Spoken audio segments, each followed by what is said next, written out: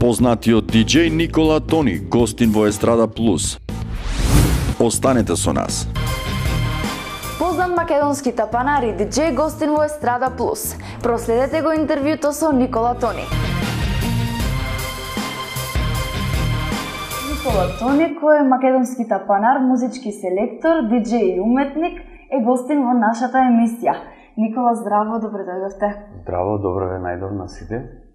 Никола, потекнувате од Охрид, кој што тоа е град кој што сите знаеме дека е полн со духовност и култура, така што и вашата кариера го зборува истото. Па оваа емисија ќе ја посветиме околу тоа. Так. Како започна вашата кариера и некои детали околу тоа да им кажете на гледачите на нашата емисија? Па кариерата започна, кога бев мал. Тоаш почнав да свирам тапани, тоа беше некаде околу 94-та година, па имав една група се викаше Дамар, таму свирев тапани, работевме долго време заедно, околу 7 години.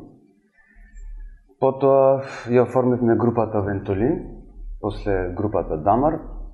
Тука свирев на тапани и пеев истовремено, тропав и пеев. Свиревме заедно некаде околу 4 години и издадовме CD под истиот наслов Вентолин.